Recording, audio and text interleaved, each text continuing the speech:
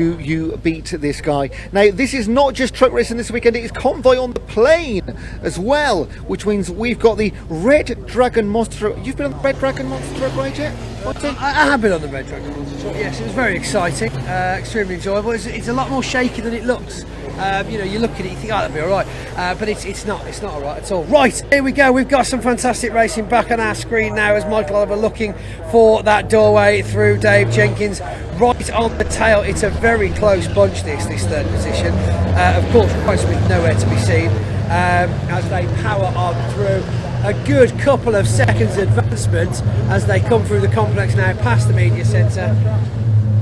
John Powell, how is he so far up in Division 1? Doing very well. Actually, we got to speak to John Powell after that last race about his troubles with his engine. A team member of his, Adam Richmond, I believe his name is, found a new engine and got it into the truck in the last 4 days. Without him, of course, no racing for John Powell this weekend at all. So, yes, lots of props to him. And of course, John Powell's been very grateful and, of course, very vocal about thanking this guy for making him or getting him to Thruxton.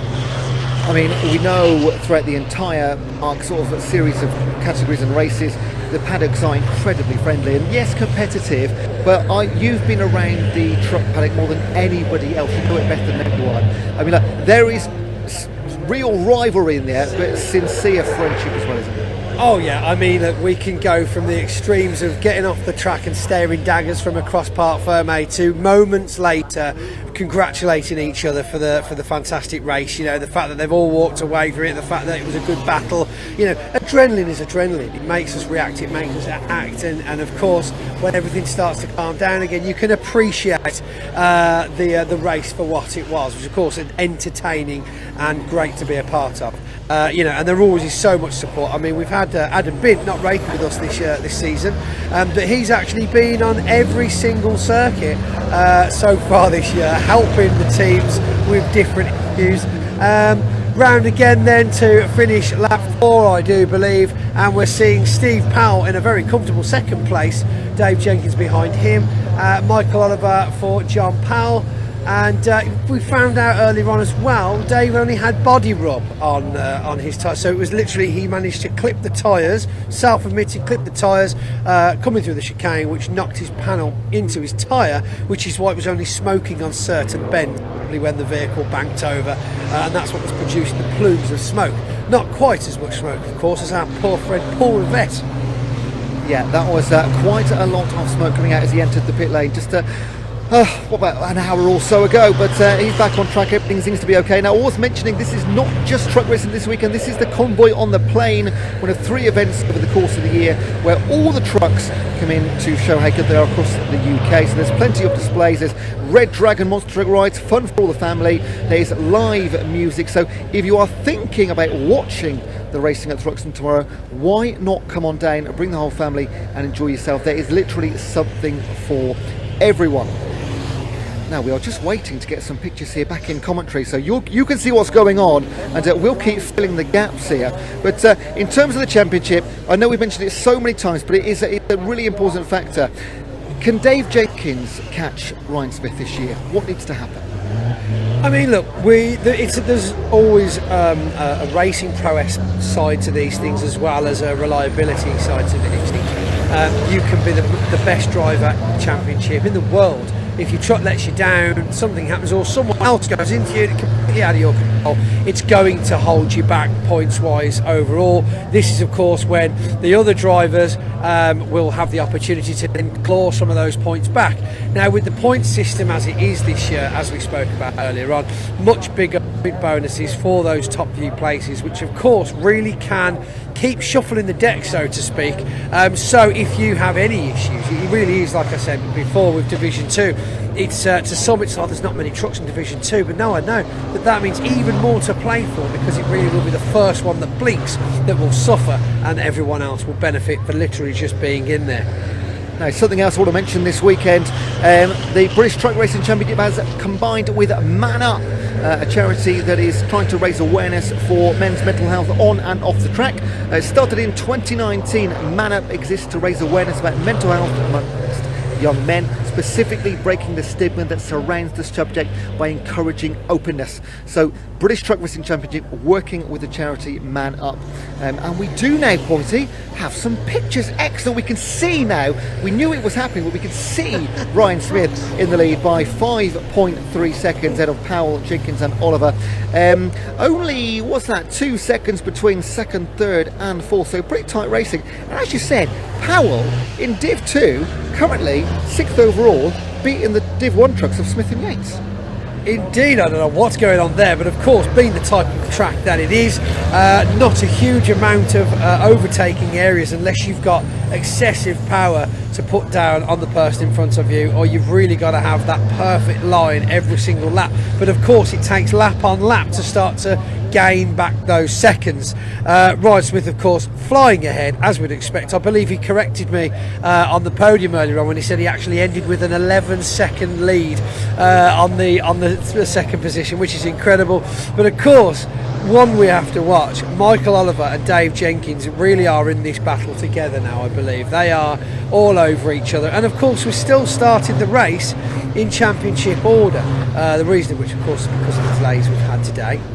And of course we're doing the rolling start as well, which is another thing that I believe keeps catching people out, is the fact that when they're going out on the outlap behind the pace truck, they're completing that first lap, they're not pulling up, they are literally just going boom, we're into it. And of course our friend Stuart in the pace truck driving this afternoon started that race. It really is very close, isn't it, with those two, the battle of third position. But look at that, Ryan Smith almost on a country drive, enjoying the scenery, you might as well, I'd say. Yeah, enjoying the Hampshire countryside. Now, it is races 3, 4 and 5, which are going to be tomorrow. It's where we're going to have the overtaking taking place. Already today, we've had a few races with very few overtakes. There is, of course, the chicane right at the end, but when you've got a vehicle that is like weighing a few tons and a few metres wide, the opportunities for that are getting slimmer and slimmer. However, tomorrow, race 3, 4 and 5, they are reversed grids for the front 8. So the likes of particularly Ryan Smith, if he wants to win, he's going to have to make southern overtaking manoeuvres. And even so, like of Jenkins, Powell and Oliver, who are going to be, as things stand right now, on the rows 4 and 5 or 3 of the grid, likewise. So yes, it gives the opportunity for the drivers less likely to win, given that jump head start. But for the entertainment, the fans watching, tomorrow is where the action happens. Oh yes, big time. I mean, yeah, normally the qualifying on the Saturday, but again, saying that, for a Saturday we've still got quite a few spectators, certainly enjoying the weather, which may or may not change tomorrow. So it's always interesting here at Thruxton, because we are of course convoy on the plain, very open space, an aerodrome here during the week. We've seen helicopters land a couple of times as well already, but yes, it can literally blow over in seconds. Quick mention though of some of our fantastic sponsors this year, who I don't really think we get too much time to talk to all the time. TRP Parts, of course, supporting us with our pace truck earlier on. Our championship tyre sponsor, GT Tyres, who have been massively involved with the sport now for several years, and a fantastic addition it's been to the British Truck Racing Championship family. Dines Motorsport, of course, MB Commercial and Fruhoff, separate companies, both of course ties with our Division 1 driver Tom O'Rourke, building those trailers and of course getting those vehicles into the hands of the people that need them. And Sylvie Fleet, new for this year, also I believe supporting us with our fuel from BWOC, which is a bulk fuel storage company, which provide the championship with their free of charge biodiesel, which of course helps the championship get even closer to that net zero that everyone's so up on talking about. And of course, if there are any issues, we cannot forget our good friends at Total Care Garage Equipment, and they again came in a couple of years ago, and we now see their tower lifts, their mobile tower lifts, in use quite a bit at these truck racing weekends, Ewan. Well done. I love a sponsor readout. Well done. I'll have the sponsors. And thank you to every single one of them. Now, if you are here at the circuit, Puddy, just a quick one. Has the interview, has the signatures been done yet? Or is that tomorrow? No, I believe there's going to be a grid walk tomorrow morning, God willing. Everything's still running on time, and I believe that will be a good opportunity for anybody involved to come down onto the grid and get some driver interviews. I do believe that there usually is a driver sign. It will be around lunchtime, because that's when the most people are here. So if you do get one of your programmes of the event when you arrive at Thruxton over the course of the weekend, in the centrefold there is the opportunity to get your driver autograph, so you can get them then either at the grid walk tomorrow or hopefully at lunchtime there will be an opportunity to speak to the drivers person to person. Again, it is a very friendly paddock. At any point really you can walk through the paddock when they're not racing and pretty much walk up to and speak to any driver you like. They are that friendly. 3.5 minutes of racing to go. It looks to me as though Ryan Smith is just trying to beat his 11-second gap from race number 1, isn't he? Racing himself And on top of he's going to come straight to you and go, look, Pointy, 12, look, 12. Do you remember the ghost cars you used to race against on computer games? I think he can see his own lap time in front of him, and he's just trying to get ahead of it all the time. Much tighter, of course, for those 4 behind. So Powell ahead of Jenkins. I just see those gaps. 3 seconds in back, but then Michael Oliver just half second back to Dave Jenkins, and that front 4 there really is the front 4 of the championship. They're not quite in perfect order apart from Ryan Smith being on top, and they are still close, aren't they? Michael Oliver all over the back of Dave Jenkins, and Jenkins, as we know, can't afford to lose too many points to Ryan Smith. He wants to keep, as long as you can keep within like 1 race's worth of points, there's always a chance, isn't there? Considering it's 20 points for a win, if there's any kind of mechanical issue, I mean, Stuart Oliver has been like the story of issues this season so far. It's terribly sad to be out of so many races. But it just goes to show, if you miss 1 race, you can potentially lose a 20-point gap. So Ryan Smith, yes, he's flying. However, there are opportunities going to be available, depending on, of course, reliability. Just over 2 minutes left of this race. When they cross the finish line, as long as there's not 0 seconds remaining, they can go round 4. They will go round for 1 more lap. And we'll just keep our eyes on this race between these two. What have you pointed out here, Pointy? I've just had an actual WhatsApp message off Stuart Oliver saying that he's heard his shout out. Thank you very much, and he's on his way back in one piece, so that's good news, isn't it? I'm not going to be behind the wheel of a truck, but it's great to have him with us. And if we can get 3 men in front of a microphone, might even join us tomorrow as well. He joined us, if you didn't listen, at Pembrey for a couple of races, and the insight was just brilliant. I had Wayne Rocket for the Coupe Cup, former championship winner, and they just know things that you can't learn. Yeah, it's true. I mean, these guys, especially the drivers, know these trucks inside and out. They've been in it so many years in a completely different capacity to us as spectators or commentators. And of course, they really do know the nuances, shall we say, of this sport. The things you should and shouldn't, you can and can't get away with. And that's what makes it racing. So it's lovely to get that totally different perspective on all of the racing there. Looks like, though, Michael Oliver's dropped back ever so slightly now, though, as he's under a bit of pressure from John Bowler. And John Bowler looks like he's absolutely pushing his life out of this truck. Some of the quickest driving we've seen this weekend from John Bowler, as he really is trying to make a gap past Michael Oliver.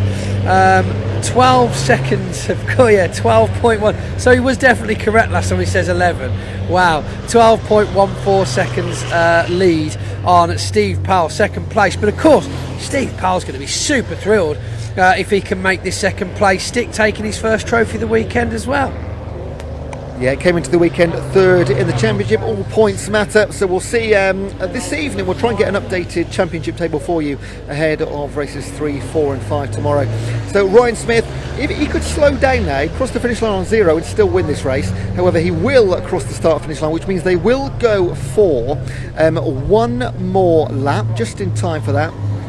And maybe you'll get up to 13 seconds lead. Dave Jenkins ahead of Oliver. As you said, John Bowler is 1.4 last time around. That's not going to be the case now as they come through the club chicane. So we'll see the gap as Pointy just spins round to look out the window. Dave Jenkins flies through. There is Oliver and Bowler. So that 1.4 second gap now is going to be down to 0.62. However, overtaking at Thruxton in any vehicle is a challenge. To do it in a truck is another level absolutely entirely. So on to the last half of the lap for our leader Ryan Smith, and here we go. Oh, he's got through Pointy. Pointy moves away and he has got through Bowler over Oliver. He was pushing hard for the last 3 or 4 minutes. He found an opportunity. Back comes Michael Oliver on the inside. Where is this one going to finish? They're trading places. Let's go round the mound, and it is going to be as it stands. Bowler, here comes Michael Oliver on the inside now on the right hand turn. My goodness me, he's going to get it back, and John Baylor will have one more chance into the chicane. You missed that point. Baylor was in the lead for 2 or 3 corners.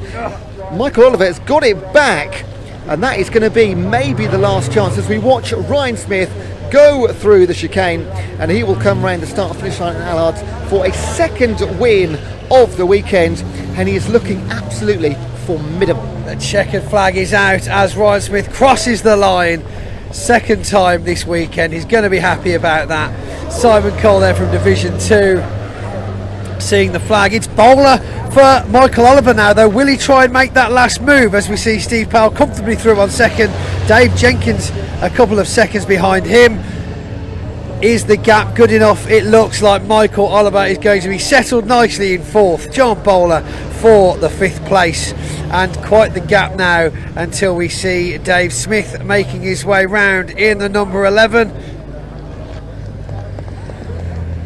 Quick pause from the flag waver there, saving their energy for John Powell ahead of one of the Division 1 drivers, of course taking his second podium this weekend. Him and his teammates are going to be very thrilled about that. Of course, with the points for Division 2, we can only of course hand out one trophy. Neil Yates there in the number 33 coming through. So yes, overall for the entire weekend, Division 2 actually get a 1st, 2nd and 3rd based on points earned across the weekend, because of course there are so few drivers in Division 2. It's nice for them all to go home with a trophy effectively, and it really does mix up weekend by weekend as well.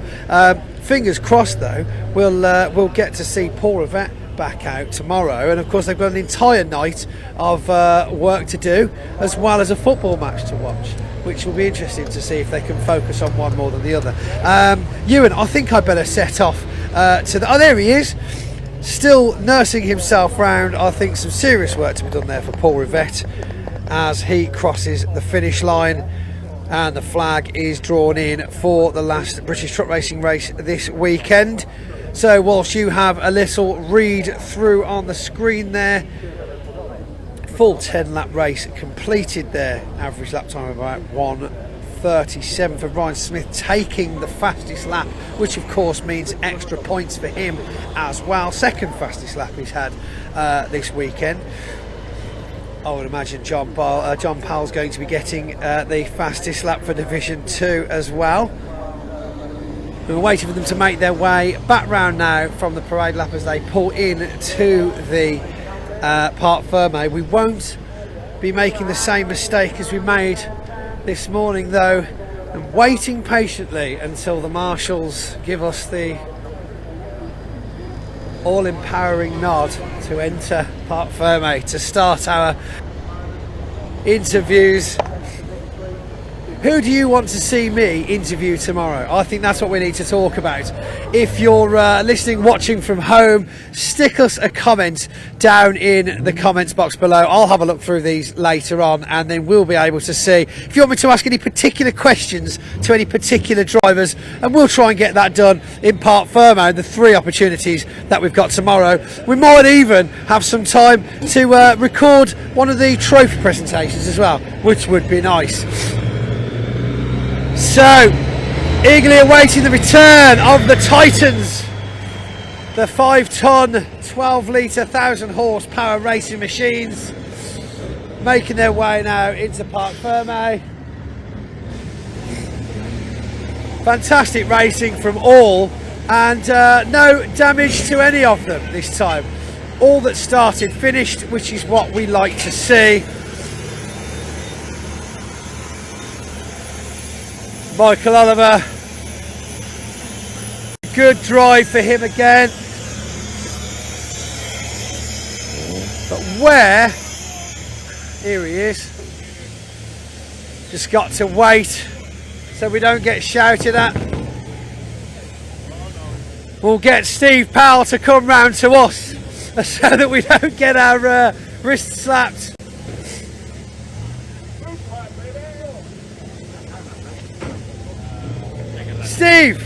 Steve! Yeah, oh God, come on, you see him in the tent in a minute. Unbelievable. You happy? I mean, shall we just go? We'll go. No, fantastic congratulations coming to from all his teammates. Steve, that's the result we wanted, isn't it?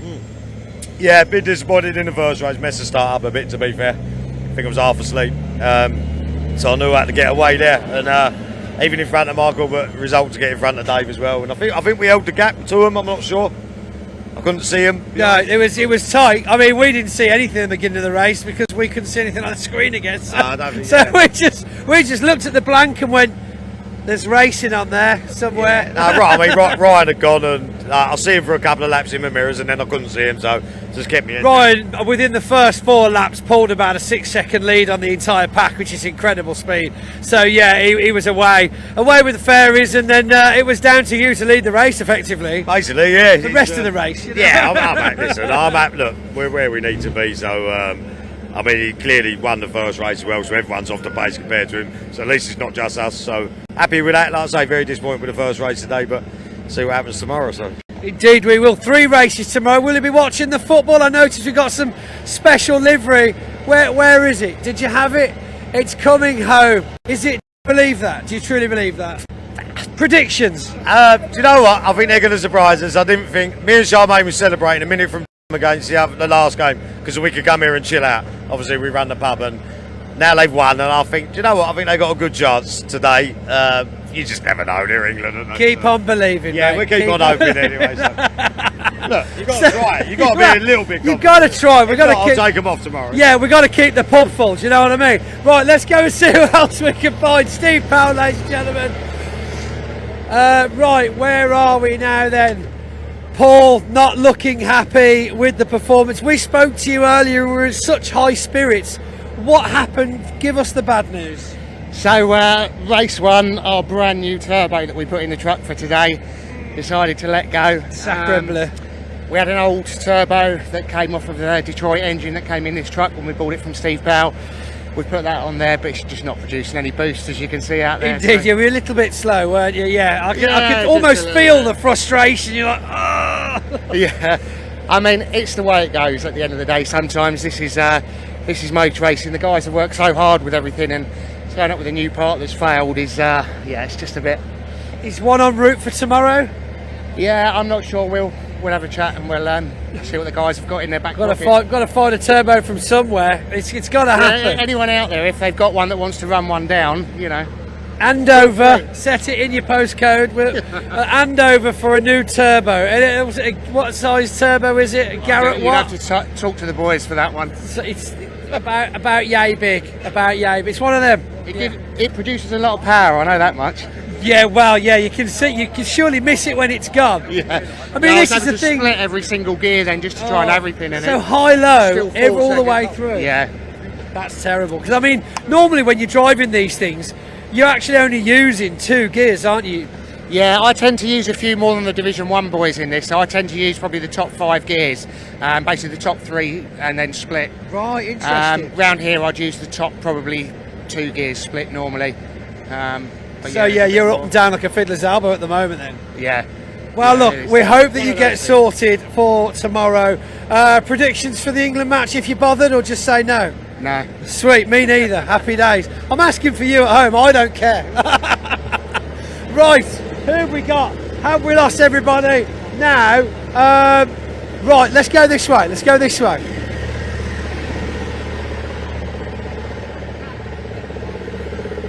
Dave, better result?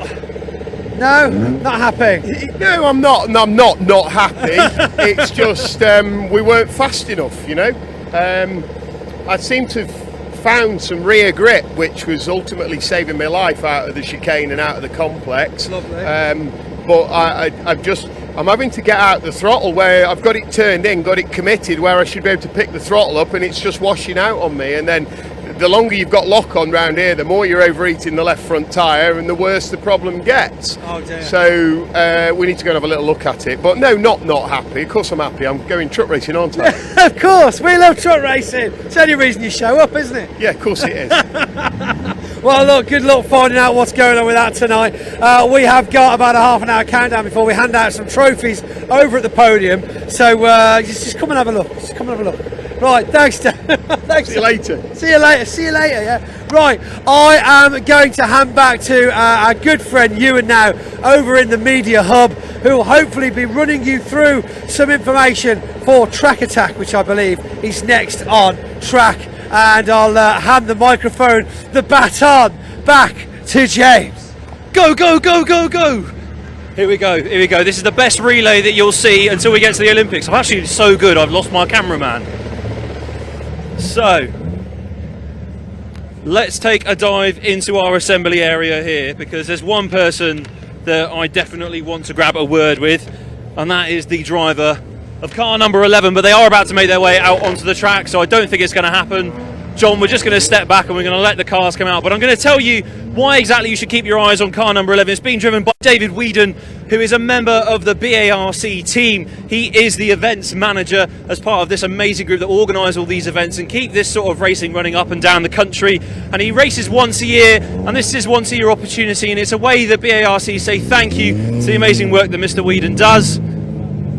And so it's great to see, there you go, there he is in the number 11 car. So it's great to see that he gets the opportunity to race here. So keep your eyes on that car. But for now, all that's left to do is to hand up to Ewan Dunlop, who's going to take you through more action here from Thruxton Racing Track. Thank you very much, James. It is back to Track Action Racing Club, the most eclectic racing you'll see across this weekend. Earlier we had Paul Roddison beat Charlotte Church literally into the last corner. She led Charlotte Birch by about half a second for the entire 15 minutes. However, right at the death, Roddison stole it from under her wheels. Charlotte Birch then on the front row with Gareth Porter. He was third in race number 1 in his Peugeot 205 GTI. Paul Roddison in the Scirocco got the win in race number 1 from second on the grid. Charlie Constable has got a Scirocco second row. Will Arif in the BMW Compact is on row number 3 with Adam Harding in our first Citroen Saxo on the grid. Got a Mazda MX-5 Mark IV with John Halliwell and William Hornsey in the Peugeot 106 on row 4. Row 5, Ricky Abel in the Nissan 370Z. That had an interesting finish to race number 1. I might try and find out what happened there. And on row number 5 with him was Andrew Mitchell. He's on row 6. On row 5, I want to find out, it was Lee Hollins. Sorry, that was Lee Hollins we missed. Row 6, David Clark in the Renault 5 GT Turbo. Andrew Mitchell in the Peugeot 206 GTI. Row number 7, Paul Rice, another 206 GTI, and that's the story for a little while. Stephen Fletcher alongside him on row 8, Matt Anderson. Alongside Noah Checkley in the Citroen Saxo VTR. Then it's 206 GTIs all the way with Matt McCarthy, Jake Richardson, Dave Whidden and Harley Connolly. And final page, just a couple more to show you. Stephen Rigby and Jacob Baldry, that's the Mazda MX-5s for Rigby, 206 for Baldry. And then Joel Daniels in a Renault Clio and a Peugeot 205 for Adam Croft. So just in front of me, I can see the cars coming around the final chicane and making their way up to the grid. So front row, Charlotte Birch, Gareth Porter. Second row, Paul Roddison, winner of race number 1, alongside Charlie Constable.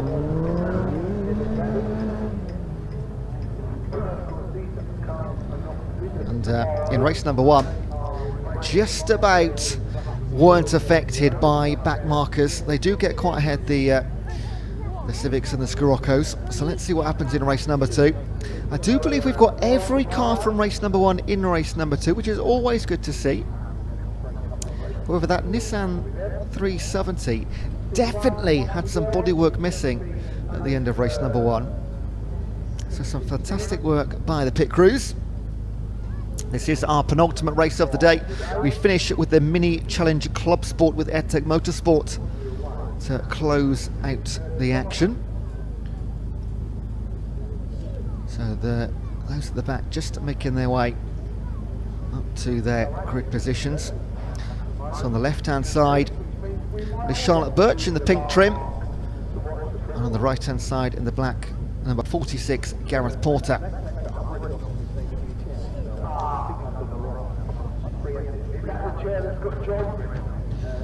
So things look good at the back of the grid, and they're away. Oh, look at Paul Roddison come straight through the centre of the front row, and on the outside in the Peugeots, that was a great start too. Who is going to lead into the first corner? Let's have a little look as we pick up things at the front. It is Charlotte Birch, but that was a great start by Paul Roddison, and he moves straight into second position, which means Gareth Porter, who started on the front row, he's down to 1, 2, 3, 4, 5th position. Poor start for Porter, and he will be an angry man and keen to make up positions as quickly as possible. But look at Charlotte Birch go. She would. She interviewed fantastically well and politely at the end of race number 1. She would have been absolutely, well, a combination of devastated and furious. And what a way to start race 2. We should have anticipated this, really, shouldn't we?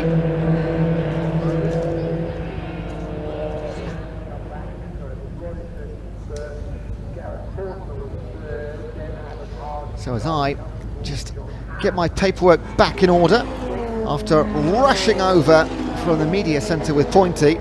Again, it's always great to have an expert join us anywhere on any races across the weekend. Roddison looking down the outside towards the club chicane of the Scirocco, fellow Scirocco. Oh, over the grass there.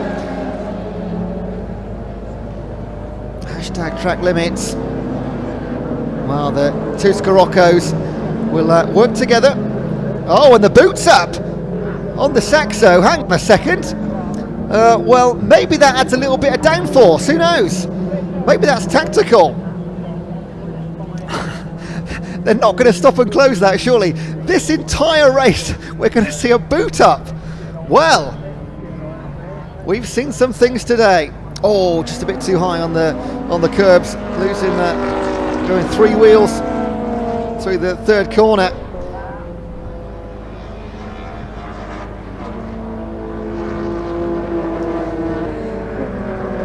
Paul Roddison will be all over the back here of his fellow Scirocco driver.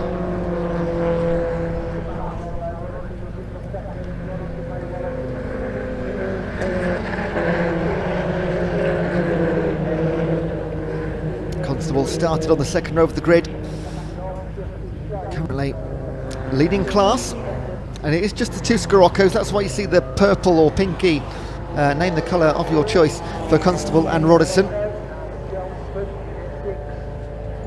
I mentioned all the different series too. You got first place leaders right down to position around about number 10.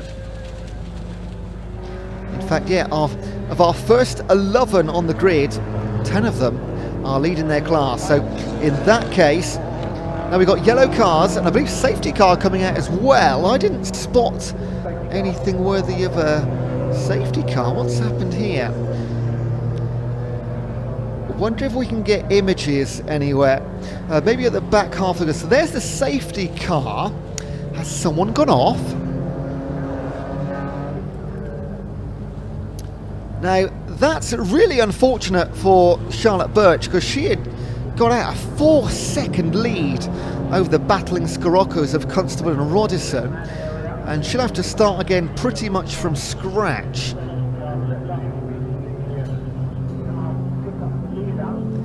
Gareth Porter started on the front row, currently in 4th place.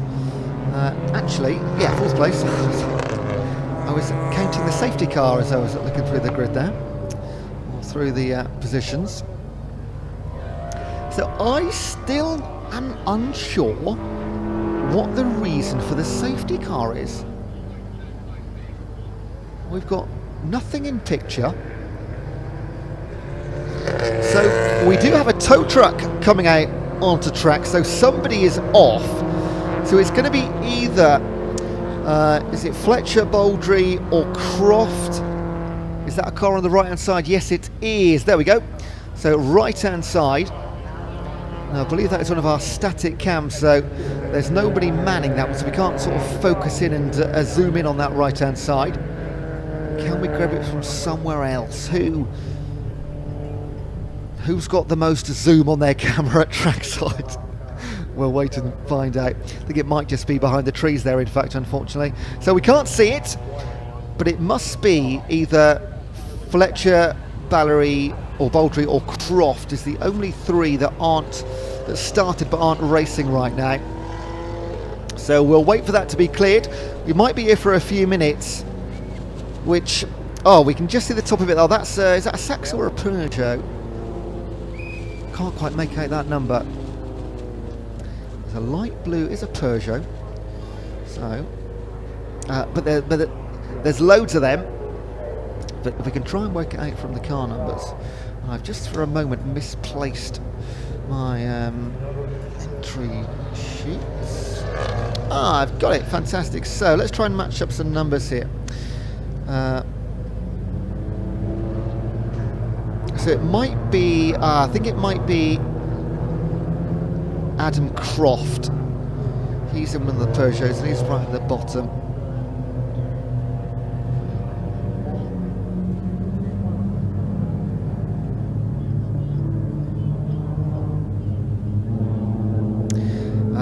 Stephen Fletcher is also in a Peugeot, and forgive me, I don't know the liveries well enough.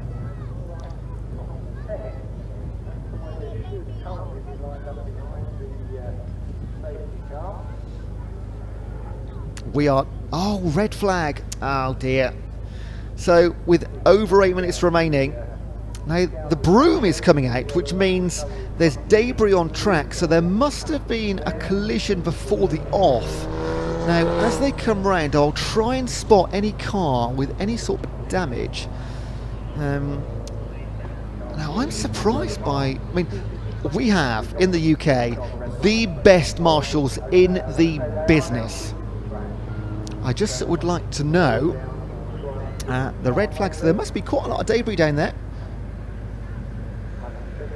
or at least debris long enough to, of course, get marshals out onto the track to clear it. Safety first, as we've seen this weekend. We might have it top right of your screen here. Let's have a little look. We're looking for a blue Peugeot, light blue Peugeot, and that's a slide there. So slide, and there's one going to the side. Oh dear, yeah, T-boned. So there's actually two cars off. We can only see one of them, but there is two off. So is that Croft and Baldry maybe? Ah, that's a real shame. Because that was... No.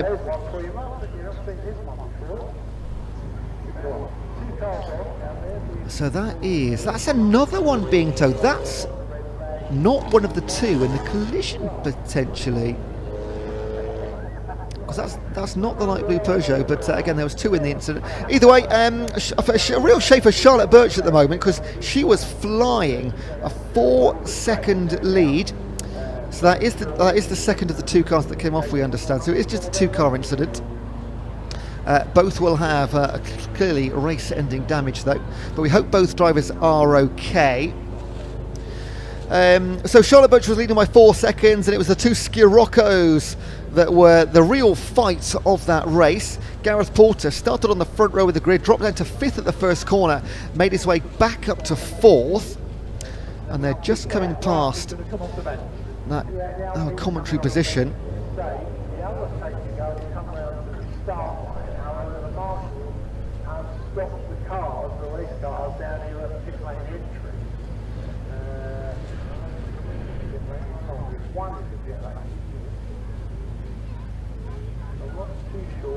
So we will await information on what happens next. There is one of the cars. Yeah, terminal damage front right. And they just have 2 races today, the Track Action Racing Club. So that will be repaired hopefully for the next round. And that is the 126, the Stephen Fletcher's Peugeot 206 GTI.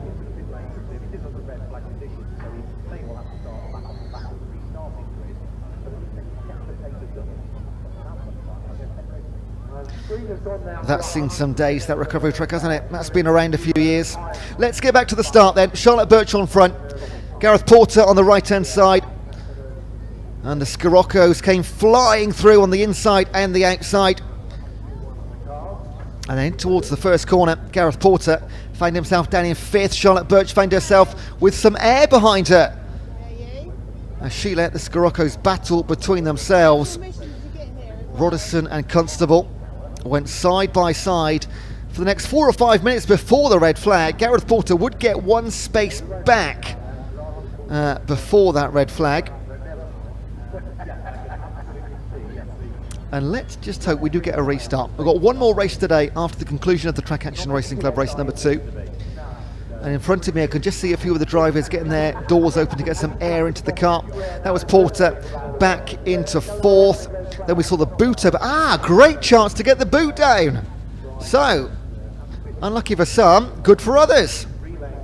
In fact, he wasn't going too badly with the boot up. And that top right hand corner of your screen there, that is the old T-bone. I'm not sure. I think it was the car of Fletcher that initially skidded out, lost his rear end, and then going into the rear was, who did we say it was?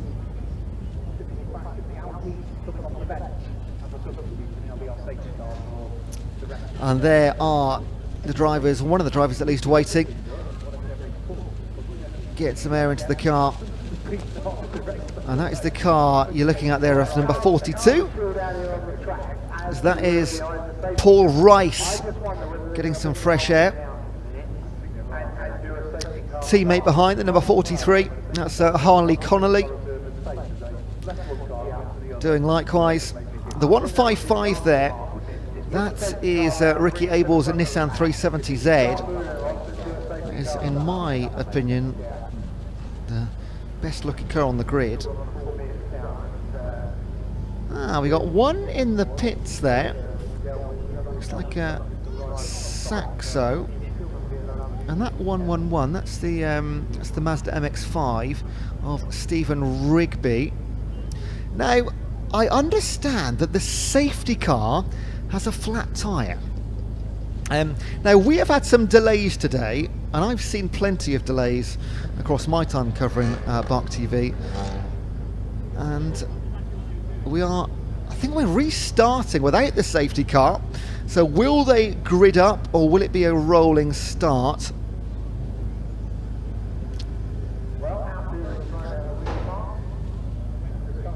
Eight-minute restart, I understand, and they will be a grid restart in order of how the race was paused, which means Charlotte Birch out in front, Constable and Roddison in the Scaroccos, and then Gareth Porter in the Peugeot 205 GTI. That's how they line up. So from left to right, Charlotte Birch and Paul Roddison in the Scirocco.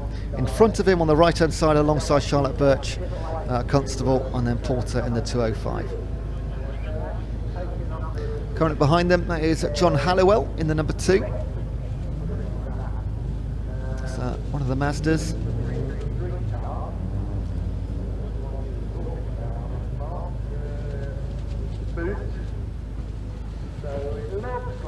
That is beautiful, isn't it? That's the Nissan 370Z. There you can see the damage. Yeah, I was right. At the end of race number 1, he crossed the finish line to finish the race, but then entered the pits with damage. We're not sure what happened on the cool down lap, but there was front left superficial, thankfully, damage, not weekend ending. That would have been a shame, but they've put that back together incredibly well.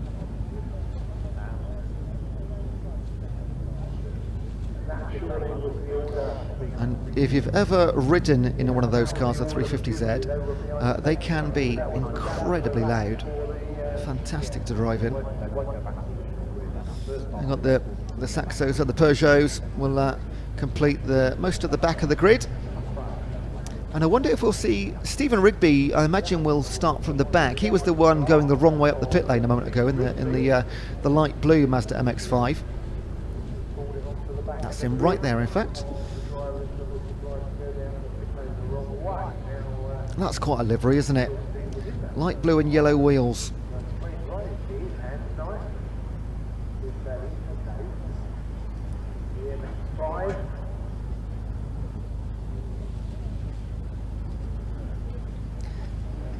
That is a real mix of vehicles, isn't it? Mazdas, Nissans, Scirocco's, Peugeots.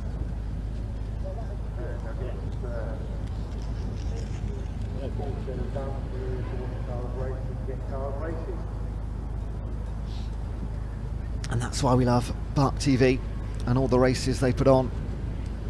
All the series. There's still a couple of doors open here. Last couple of moments of fresh air. Now, we have had plenty of rain today. I tell you what, right now it is glorious sunshine in every single direction.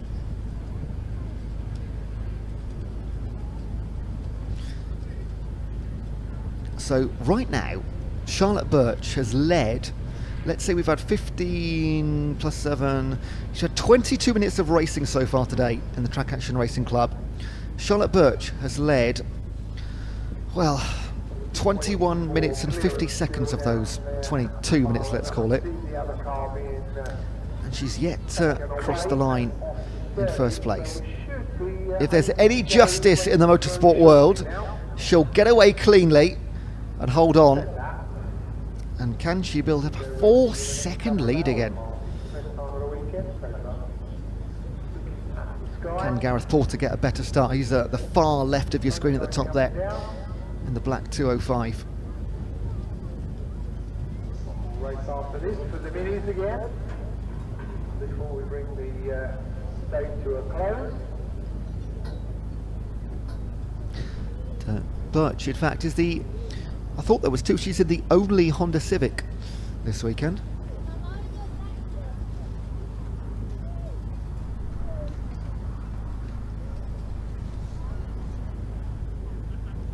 Now, as I mentioned earlier in race number 1, the reason we have so many classes here because the Track Action Racing Club is open to pretty much anybody in any kind of tin top.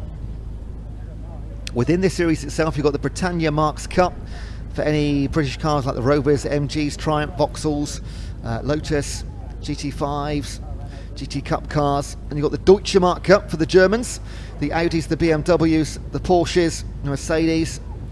You've got the French Beauties, the Tricolor Trophy Cup for all the French vehicles, that's your Peugeots. There is a 206 GTI Production Cup though, just for the 206s. That's why there's so many of them. And then you've got the Nippon Challenge for the Japanese marks as well.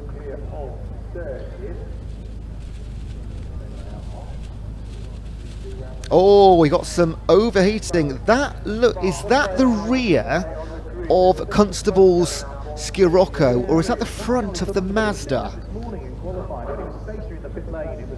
That's coming out the bonnet of the Mazda apparently. That is not, is that just sort of sitting overheating? Or is it, no, it's the back of the Scirocco. It's the back of Constable Scirocco. Unless I...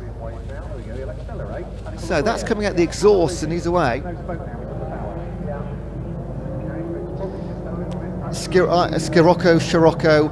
I'm getting corrected by my director here. Absolutely fine.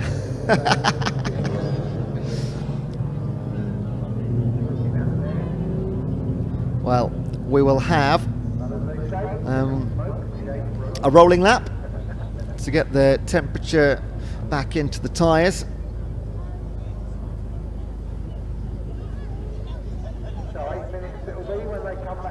I've now had a third input, definitely Scirocco. I'm going with it. A fourth opinion, anybody back there?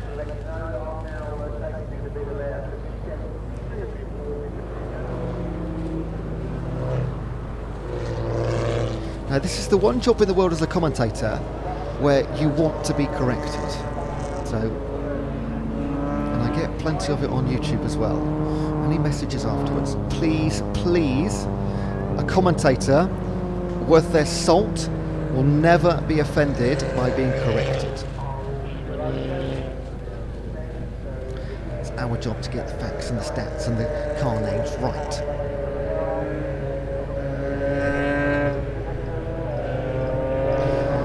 Now, we're not entirely certain whether this will be a rolling start or a grid start. Now, generally a rolling start is behind a safety car, but the safety car is out of action, unfortunately. So we'll wait and see. You will know at the same time as I do whether this is a rolling start or a grid start. Well, let's find out together.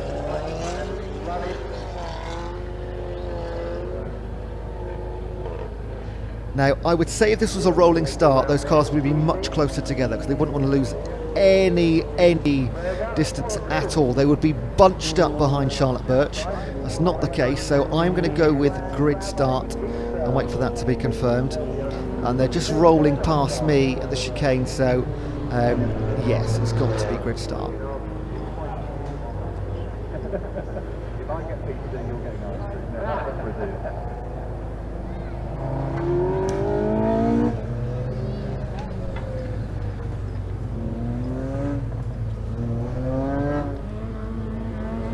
The Mazda MX-5,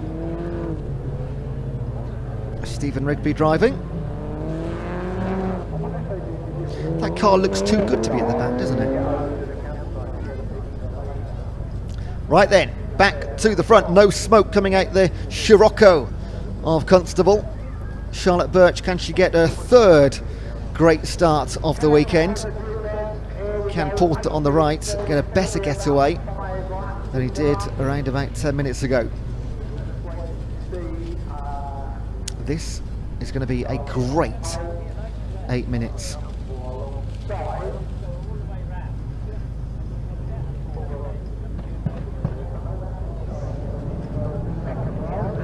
And we're away. 8 minutes to go then. Charlotte Birch does get away well, as does Constable. Porter as well on the outside. The rest of the Peugeots and the Saxos, the Mazdas, fall in behind, and Charlotte Birch looks to be away. She is indeed. Gareth Porter moves past Roddison and into third place on the race. So he splits the Scirocco's. They are the two of the front 10 really that are racing against each other. Of course, everybody wants to cross the finish line in first place.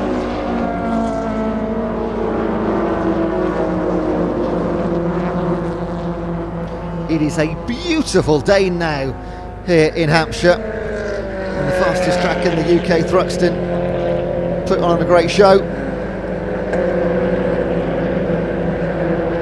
Now, hang on a second, I was looking at a front view there, and I thought that was Gareth Porter. It's not Gareth Porter, that is Adam Harding in the Citroen Saxo. He has moved up into third place ahead of Paul Roddison. So Gareth Porter falls down to 6th place right now. Well, didn't spot that one in the melee at the restart. Charlotte Birch leads with 6.5 minutes of racing. So they'll get 4-ish more laps in, depending on when they cross the start finish line. The Saxo has dropped a position to Constable down to 4th. And I didn't think that would take too long. The Scirocco is the much more powerful and car on the straight line particularly. So we have Honda Civic, Scirocco, Saxo, Peugeot.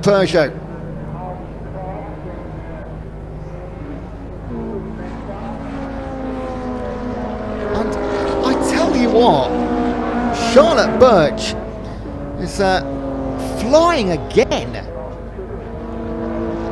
In race number 1 this morning, or very early this afternoon, first race of the day at 12:40-ish, she was, well, she couldn't get half a second lead on Paul Roddison.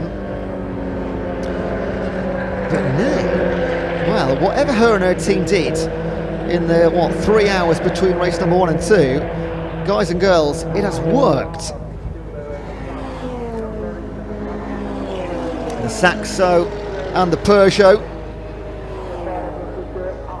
going head to head towards the club chicane, and Gareth Porter, can he come through to grab 4th place? As the Scirocco's, yes he does. Fantastic work. So as you were pretty much at the restart with the Scirocco's switched Roddison into second, and now Roddison's through into second. He will start the charge now on Charlotte Birch. He was the big competitor, winner of race number 1 on the final corner of the final lap. Charlotte Birch will want to avoid a repeat of that. Oh, bit of a loose rear wheels from Constable. Will that let Porter through? He's on the accelerator, looks to the outside, moves to the inside. Constable goes wide.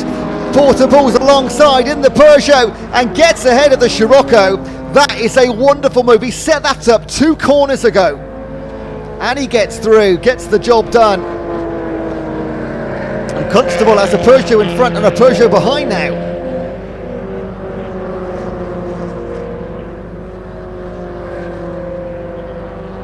That was racecraft from Porter.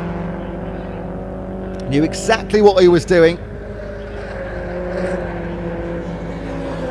Charlotte Birch. And this gap is lessening. Oh, another one goes through. Constable under pressure again. That is Adam Harding's Citroen Saxo. That is 2. Oh, loses the rear end, but maintains position over track limits, but through into the start finish. Well, that is hanging on by the skin of your teeth. And he has gained, well, a few seconds there on the Saxo. The BMW and the Peugeot again. It's so good that all of these cars are so far. Oh, we got one car off at the club chicane. No impact. They will get going again. It's the at the club chicane, final corner. One of the Saxos, it looks like. Oh no, it's not. It's a Peugeot 206. But they are back up running again. Let's concentrate back on the front. And the car that came off, it was the number 43. Harley Connolly in the 206 GTI. There's it just at the bottom of your screen there, just going through.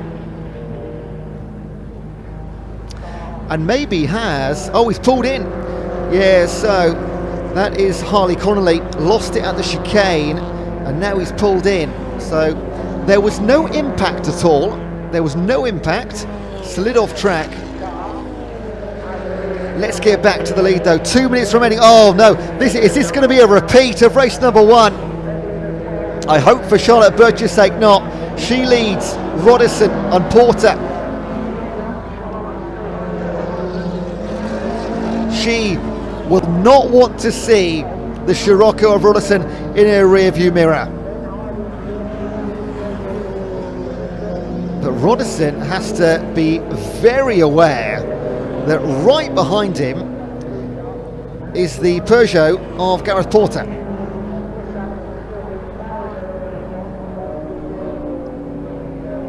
So this is a 3-way battle for the lead. Just over a second and a half separating the 3 of them. And Constable, well, he's dropped 3.8 seconds back. So he was in second place at the restart, maintained it for a little while. Seems to be falling away. He's got Hardigan Arif on his back now. But let's concentrate at the front. This is where the race is going to be won and potentially lost too. Birch and her supporters, family and friends watching, will be desperate for her to cross the finish line in first place. She's got a big challenge on her hands, because Roddison is going to be all over. Sticks right behind, gets in the slipstream, moves to the outside. Birch defends towards the chicane, and she will lead in this time. They will have 2 more laps of this race, because they'll cross the finish line with 30 seconds to go. So they'll get 1 more lap of this race. Forgive me, final lap. Charlotte Birch, she led race number 1 into the final lap ahead of Paul Roddison. It's the same again, it's a carbon copy. 0.4 of a second between them. Got to keep your eyes on Porter in third too. We saw in the junior saloons how somebody can wait and watch and wait for their moment and jump from third to first. Birch extends her lead. 2/3 of the track remain, the long right-handers.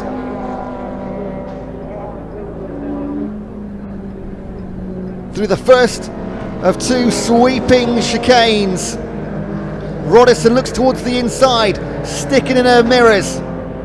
And this is where he did the magic in race number 1. Can Birch hold on? Roddison all over the back. We won't take our eyes off this one. Birch going for her first win of the weekend. Roddison right up behind. This is where he did it last time. Exactly the same position. Will he move out? Sticks behind, moves to the outside. No, thinks better, goes to the inside. Charlotte Birch defends well. One chicane to come. Moves wide. Charlotte Birch holding position. Roddison moves to the inside. Charlotte Birch gets through and she will cross the start finish line. She will get her win. Charlotte Birch defends Paul Roddison and at the second time of asking takes a win in the Track Action Racing Club at Thruxton. Roddison settles for second. They share the spoils. One win apiece. Porter takes third for the second time today. The same three on the podium. The top two steps will flip. Harding in the 333. That is the Citroen Saxo, wins in class.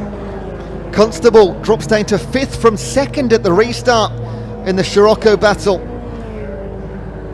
And then Arif in the car number 15, racing Ben Algar's car. The Algar Motorsport car, the BMW Compact.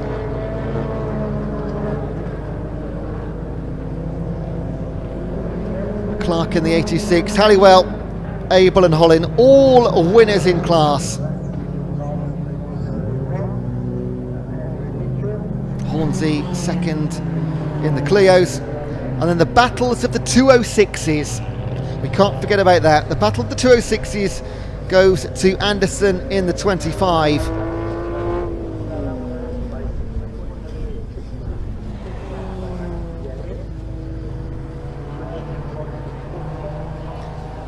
Well, let's get some official results for you. Charlotte Birch on top in the Honda Civic, 1.01 seconds ahead of Paul Roddison. In race number 1, there was a tenth of a second between them. Paul Roddison was on top, so Birch gets a win. Gareth Porter in the 205 GTI, third place. He was in every position from 2nd to 6th in that race, I think. Adam Harding wins the Saxo race, 10 seconds behind your leader, winner in class. Constable, the second of the two Scirocco's. Will Arif in the BMW Compact, winner in class, as is David Clark in the Renault 5 GT Turbo. Mazda MX-5 Mark IV of John Halliwell wins the Mazda class. Ricky Abel in the Nissan 370Z. Lee Hollin, Mazda MX-5. Second in class, William Hornsey in the 106 battle. And the battle of the 206 GTIs, Matt Anderson ahead of Paul Rice and Noah Checkley. Porter gets the fastest lap, 1:27.62.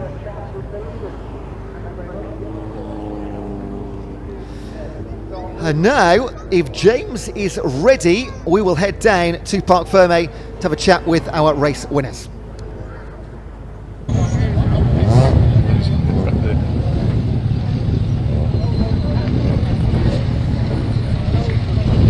Well, an eventful race to almost be the penultimate act of today's racing, and Charlotte Birch has gone one better in this race. After finishing second in race 1, she's finished top in race 2.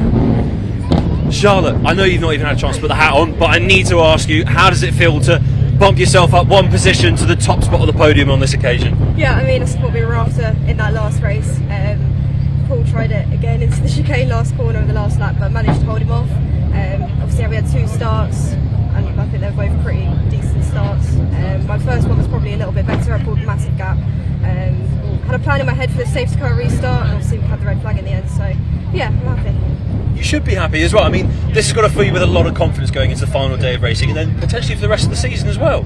Yeah, of course. I'm not sure how many more track actions we're going to do this year. I'd like to probably do maybe a couple more. But yeah, we'll see how we go. We'll really enjoy racing the track actions. Yeah. Well, look, and the sun's shining now today, and it's certainly shining on your weekend at the moment at Thruxton. Look, go enjoy the celebrations with everyone. We're going to try and find our second place finisher, Charlie Constable, wherever that man has run away to. Or he's not actually finished yet. but we can grab Paul Rodinson. Sorry, Paul Rodinson's finished second. I'm getting all mixed up, Paul. I'm so sorry. Do you know what? Do you know why I got confused? Because I was looking at the restart order, not the finishing order. Paul managed to wangle yourself into second place. I know it's not the win like you got the first time round, but you still must be pretty happy with finishing in the top 3. Always good to finish in the top 3. Obviously, I got a bad start and I got held up a little bit. The race wasn't long enough, and Charlotte, to be fair to her, she drove a cracking race, and as much as I could get close to her, but it wasn't close enough to do anything, so I gave it a good shot on the last one. I ended up cutting the corner, but yeah, fair play to her, she did a cracking race. And look, conditions really favouring some fast racing, some fun racing. You must be looking forward to tomorrow, because we can expect more of the same, can't we? Well, unfortunately, we're not here tomorrow, so this is our last race this week, all today. So, yeah, the weather. Well, you made me all sad now. You burst my bubble. I thought we were going to see more of you at the front row. Well, look, let's rephrase that question. Have you enjoyed this weekend? Are you looking forward to the rest of the season now? It's been an epic weekend.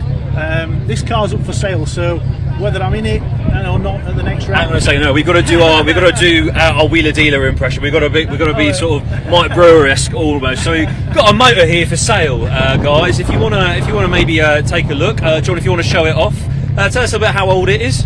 It's a 2009 car, but it's always been a race car, so it's only done 18,000 miles. It originated as the VW Cup car, and I've had a cracking season with it. But I'm building a new car for next season, which is why it's up for sale. How much do you want for it? 20 grand. I'll give you a bag of cheese and onion crisps. How's that sound? Bargain. Legend! Well, let's try and find third place. Thank you so much for that, Paul. Let's try and find Gareth Porter wherever he has got to. There he is. Gareth, you can't hide from me forever. You've done it again, top 3. You must be feeling pretty good.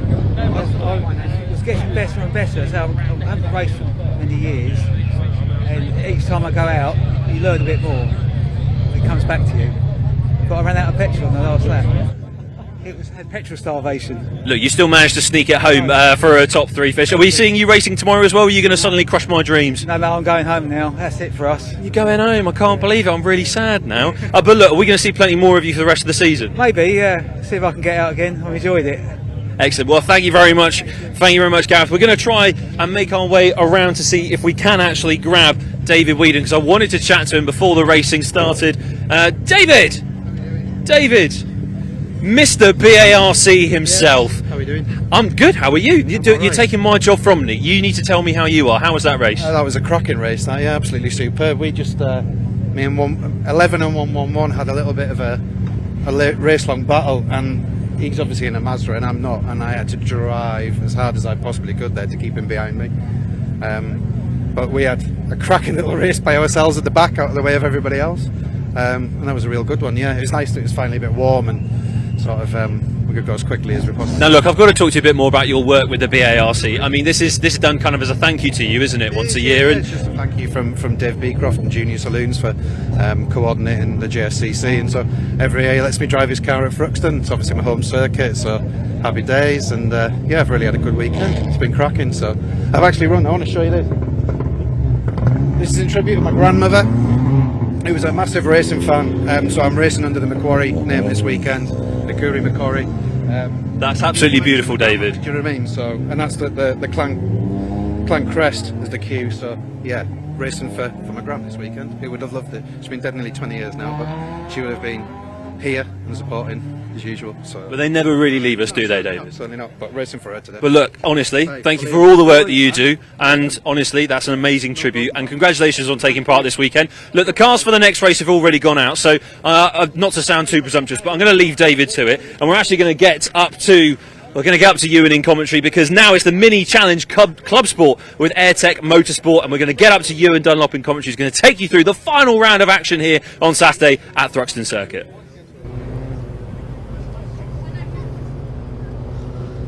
Thank you very much, James. Great to speak to, hear from a few of our drivers in the track action. Their second and final race of the weekend is done. Tomorrow they're replaced by the MG Owners Club. Now let's go through the grid for our last race of the weekend, the Mini Challenger Club Sport with AirTech Motorsport. On row number 1, Stephen Berry, Ross Alexander and Ian Trundley on row number 2. This is correct, by the way. There's 3 different grids. They do start completely separately. There's gaps between the 3 different classes. Row number 7, Freddie Hewitt and Jamie Ringer. And there are also two types, so there's the 53s and the 56s. We'll get into this, don't worry. But Freddie Hewitt and Jamie Ringer. And then row number 8, Zach Blackwell and Charlie Newton-Darby. Charles Heatley and Gary Papworth on row number 9. Row number 10, Lauren Taylor and Ben Trundley. Should see 3 more cars on this one. And there we are, row 11, Lee Campbell, Paul Sawyer and Sophie Wright at the back. Then we should see another page with 3 more cars in the Cooper class. There we go, look at that. Andy Langley, Daniel Truman and Neil Clark, and that is the C or Cooper class that they are racing in. So we effectively had, there's 3 grids here effectively, but there's actually 4 championships because the 53s and the 56s race together behind the Open and in front of the Coopers. So you will see 4 different colours on the timing chart on the left, because the 53s and the 56s have their own separate championships, but they also combine for an overall S-Class as well.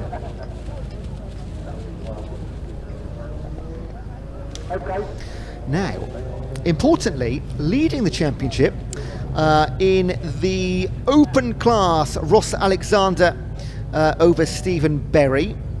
In the 56 class, Freddie Hewitt is leading Jamie Ringer. In the 53 class, Zach Blackwell over Charlie Heatley.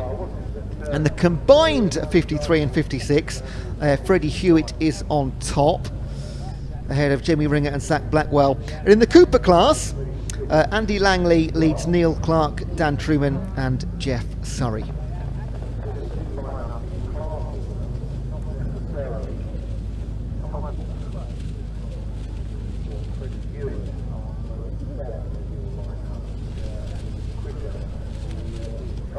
Now the front 3 that were just in your picture, or the top of your picture now, that's again the Open class, Ian Trundley, Stephen Berry and Ross Alexander, with Berry on pole. His Berry's pole lap was 300ths quicker only than Ross Alexander. And we're away. Oh, we got a non-starter at the back of the 53-56 class. Can't get the number, we'll come back to that in a moment. That was done really well, the guys and girls behind, to switch left and right without going into the back of that one. Oh, they're away now, they've just got away. So it is the 3 Open cars that will most likely finish 1, 2, 3 in this field. And we'll come on to specification a little bit later. Out in front though, the 3 Open cars. Let's have a look who's leading the 53-56 combination behind them. I tell you what, one of those is going to move into 3rd place potentially. Let's have a little look here as they run around the long right-hander. Oh, bit of a just one on the back, just picking some dust up with the rear wheels. Again, this is our last race of the weekend. Leading the Open class right now, Ross Alexander. It's a lead of 32 points he's got in the championship over Stephen Berry. In the Open class, there's very few restrictions on what you can do with those minis. They are all, of course, Mini Coopers. Every single car in the grid is a 1.6 litre Mini Cooper or Mini Cooper S.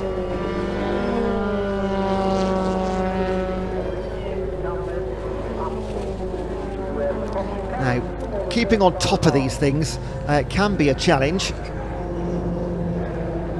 simply because you've effectively got 5 championships to look after at the same time. We will do our best. If only Dave Goddard were here. Hey. So Berry leads, the pole sitter.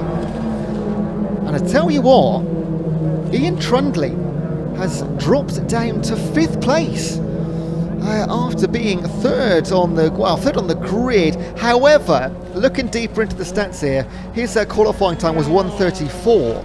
And the fastest of the 53 and the 56s, which is Freddie Hewitt, was a 1:30.695.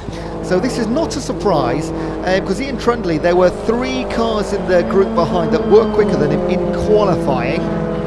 And just to give you some perspective, the Cooper class, or the C class at the back, they were lapping in 1:37s, 1:38s. So maybe not as such a surprise as I maybe imagined to begin with, Trundley being down to 5th, but that should be around about his position really. He was roughly 5th, 6th on the grid in qualifying times, not positioned, because they're grouped accordingly.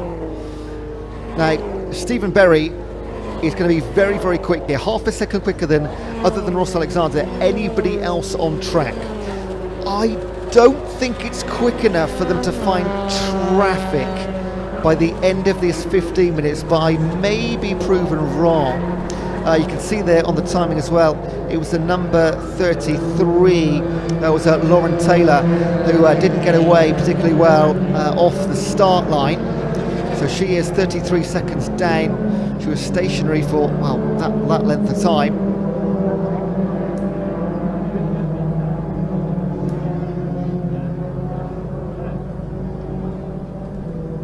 Berry and Alexander will be the race torch at the front anyway. They are the only two cars actually that have completed the first 2 rounds in full of the Airtech Motorsport Mini Challenge Club Sport competition. This is their 3rd round of competing. They've already been to Brands Hatch and Castle Combe.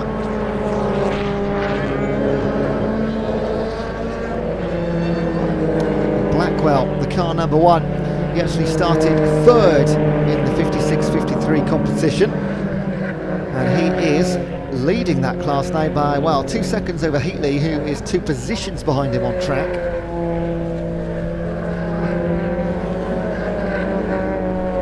Now we've got a lot to keep our eye on here. As mentioned, 5 effectively different competitions. There is 4, going side by side, I tell you what, through the chicane, Berry and Alexander, and behind them as well, that's Hewitt and Ringer. Well, Hewitt maintains position from the last time around, but that will give Ringer a lot of confidence onto the next lap. Very nearly got the position, and that's Alexander past Berry, the leader. So the front 2 has switched places. Berry leads for the first time in this race.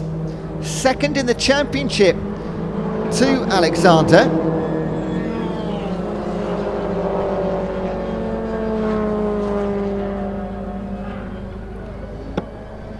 Hewitt and Ringer behind them. So 2 brilliant battles of pairs at the top of their respective series.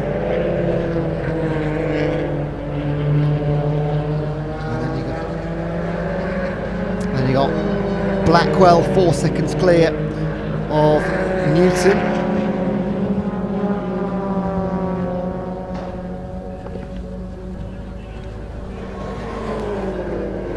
Charlie Newton-Darbury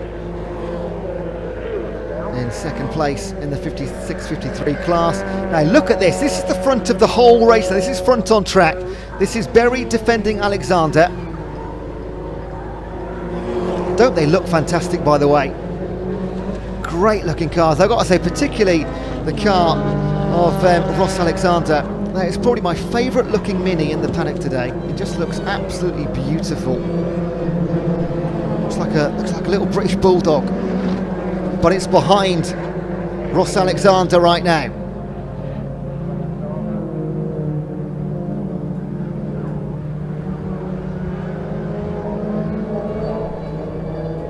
Down at the bottom of the field, but leading in class, Andy Langley started on pole in the Cooper class, but Clark has got ahead of Truman, who started on the front row alongside Langley.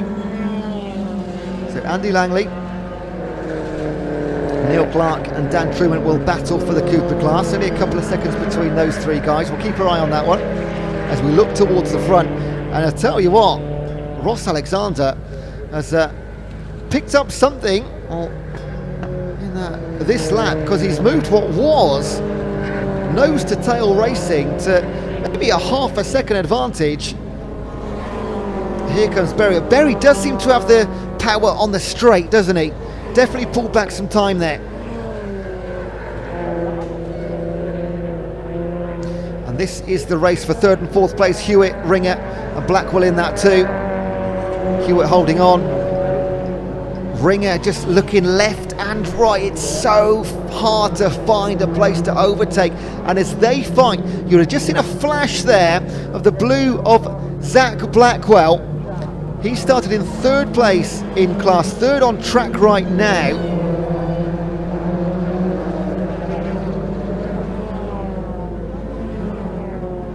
Ian Trundley dropping down to 8th place overall, 3rd in class.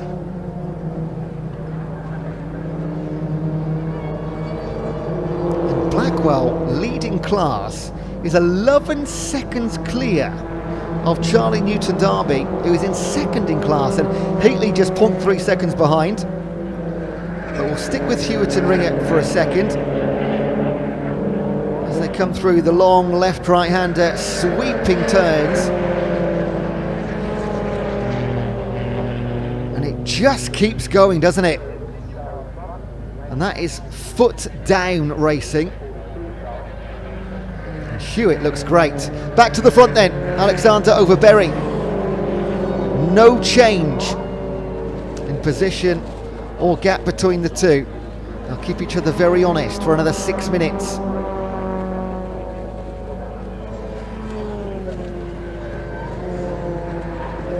You have got to be, whether you're leading or chasing, on it every single turn at Thruxton. There is no room for error.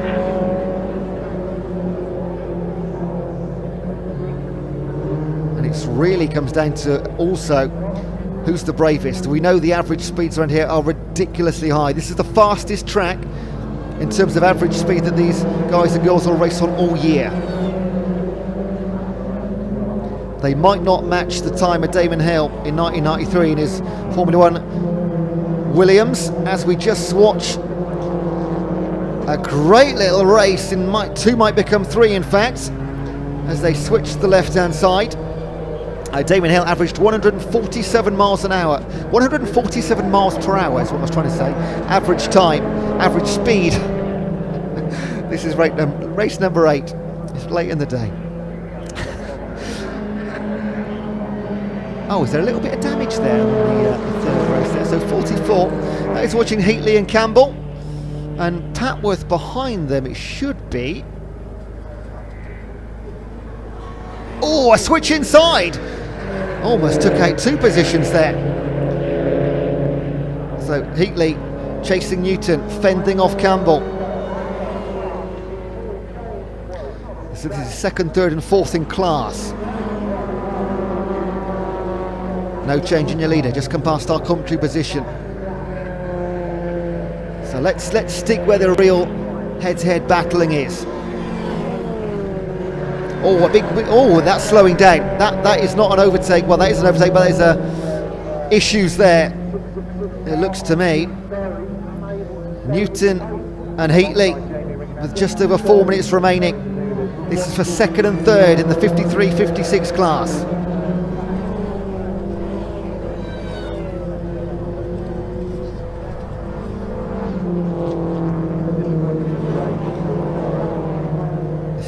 In fact, particularly the 53. And this is brilliant. We've seen some close racing today across every single race. And that is a move to the inside. Oh, they rub on the rear. Just holds position. Newton holding on. And the most minor racing incident. Newton holding off Heatley, continues to do so. 3.5 minutes of racing remaining. And that is battle for 2nd and 3rd in the 53 competition, which is also combined as an overall championship with the 56 too. Hewitt in 5 leads the 56s, 3rd in the race as it stands. Alex Thurston ahead of Berry, just come past our position as they lead through the chicane. They have pulled out a fair chunk of time though on Hewitt, 8 seconds down. He won't care a jot. He's winning his own race. Look at this again. More opportunities. We'll come back to that in a minute. And this is Langley. So this is 1, 2 and 3 in the Cooper class. So we've not seen too much of this, but let's enjoy this for a moment. So Langley ahead of Clark, ahead of Truman. And that is in fact the order in the championship right now in the Coopers. Langley leading on 348, almost a 90-point lead over Neil Clark. And that is going to be extended, although Clark will move to the outside, trying to go the long way round. Doesn't always work this, and it should be defended, but he's not going to give up lightly. At the advantage, oh my goodness, and they go through. Langley confident through the chicane, and that brings Clark into play. It doesn't just bring Clark into play, it puts Clark into second. Well, whilst you're trying to attack, you've got to remember to defend as well. So, a change in the Cooper class. Back to the front. Alexander leading in the 320. Leading the open and leading the whole field. And the gap is now over 3 seconds. That has happened in the last lap alone. There's Berry doing the chasing. So this is another one where the order of the championship reflects the order on track. So Ross Alexander looking to extend his lead in the championship over Stephen Berry. Back to the Coopers. Langley, Truman, Clark, will there be more changes?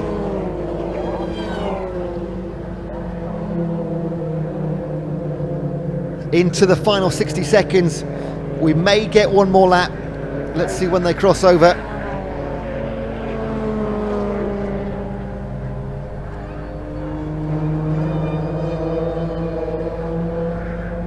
That's Trundle in the number 41. Behind him, Wright, they are in the 53 and the 56 respectively. And they will race all the way towards the line. Also behind them, I think it was Sawyer in the 29. So back to the top then, and will he cross the finish line, or will this be the final lap? He's going to cross it after 0 seconds. The checkered flag is out. This is the final lap. That's it, done. Ross Alexander, second on the grid, takes a win in the open and the overall. Stephen Berry was your pole sitter by 1/100th of a second, however pipped around about the halfway mark and then just couldn't catch Ross Alexander. Hewitt wins class, was also leader qualified in that class too, the 53 and the 56s. Blackwell likewise wins class. Heatley and Newton Berry will, let's see as they cross the line first of all, will be no change of order.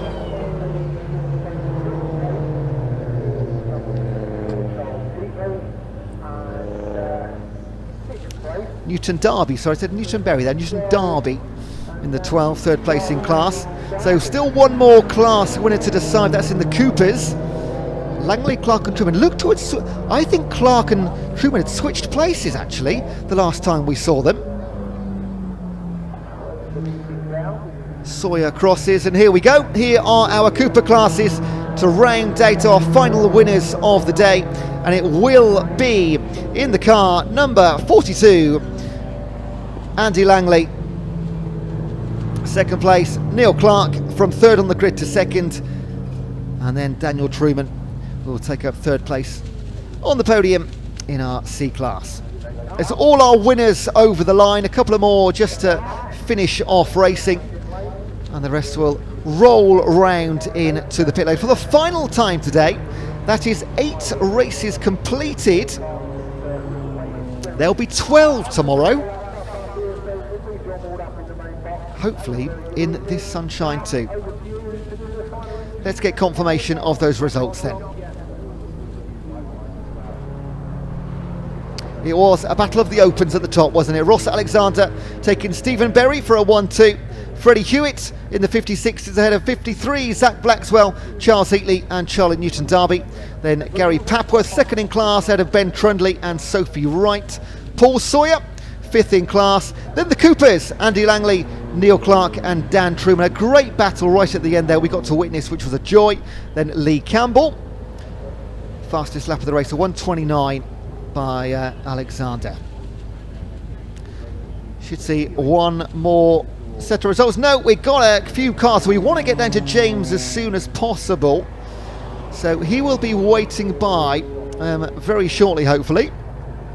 So go down to James Roberts for one more time today, and then come back to myself. So I think James is ready with a few of our drivers for the final time today. Down to you, James.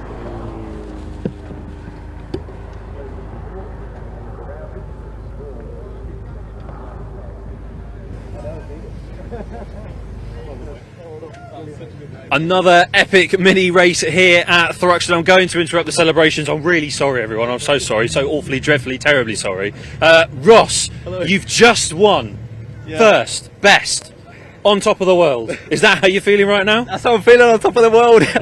No, I'm happy, mate. That was one of the hardest races I've had. I mean, I'm not saying to be mean, but you do genuinely look exhausted. Is it really that hard wrestling these cars around the track? Yeah, 100%, 100%. Especially now that it's dried up, we're pushing the cars to the absolute limits, and especially with Steve behind me, I had to push beyond where I thought the car was capable of.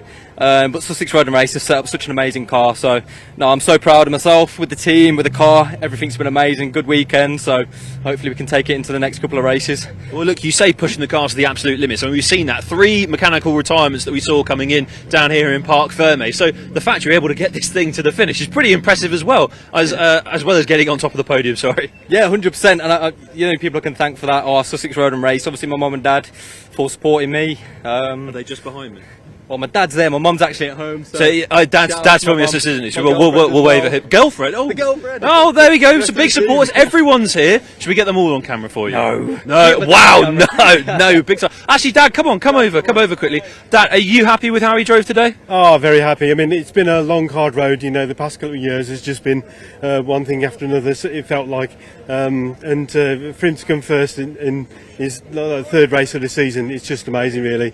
I mean, he did it at Brands Hatch, and Stephen did really well at Castle Coombe the last few races, but hopefully he can carry it forward to the next 2 races tomorrow and get first place as well, hopefully.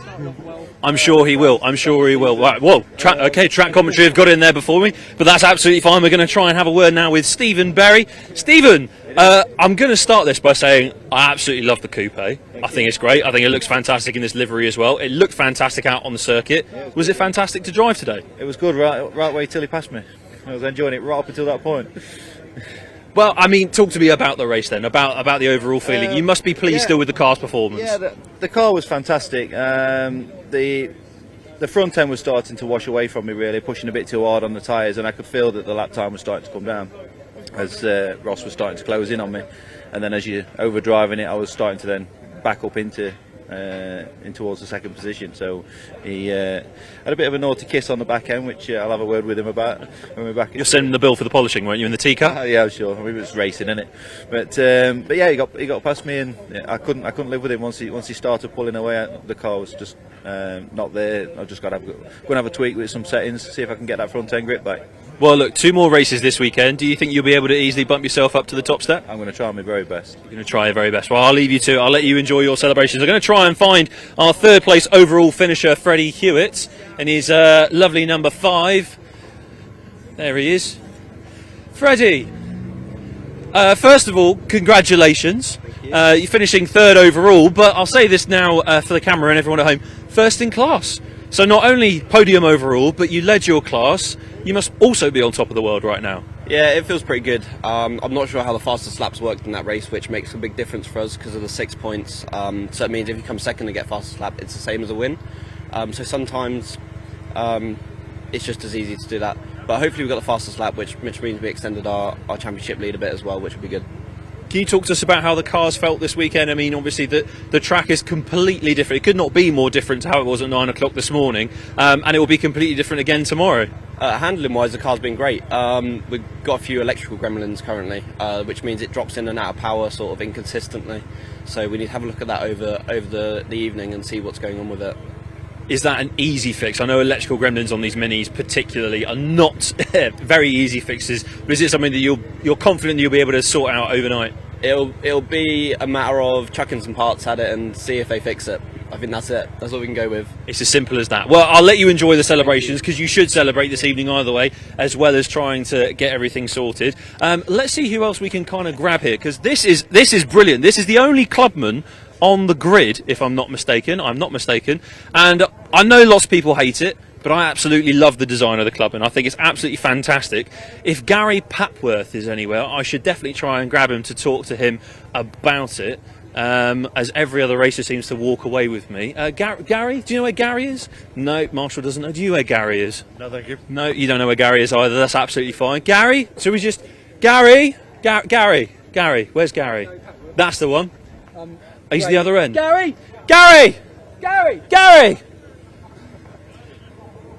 He's in trouble. We'll just go with he's in trouble. That's why we've got him. Sorry, Gary. Bad news. You're in big trouble. That's why we brought you over. No, you're not in big trouble at all. Don't worry. Look how scared he was. No, I actually want to bring you over because I love the Clubman. Good. I think it's a fantastic car, and it's great to see you racing in one.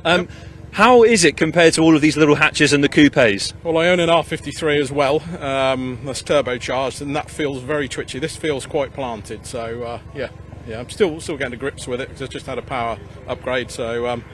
But yes, it's going well. It is good. Well, I mean, it looks like you're having a lot of fun out there. I mean, they're incredibly well-built cars, actually, the Clubman. I know Minis haven't got the most reliable of reputations, but it's a pretty sturdy beast, isn't it? It is, yeah. It's got the same underpinnings of the R56, the hatchback. So, yeah, it's basically the same car, but obviously a state car. So, yeah.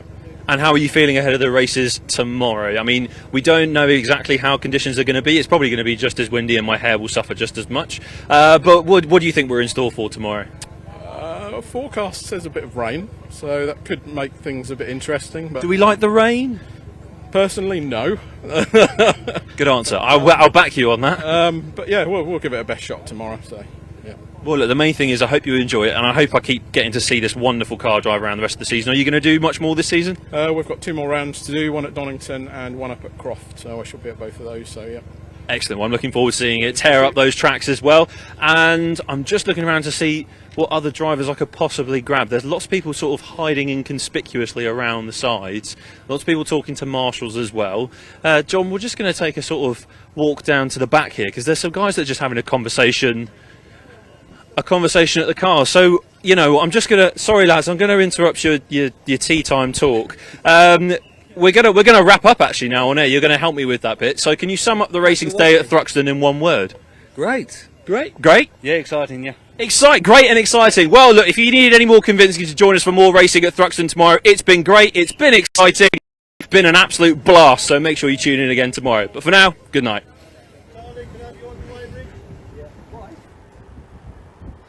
Thank you very much, James, for all your hard work down in the paddock, Parc Fermé and the pits today. Great to hear from so many drivers.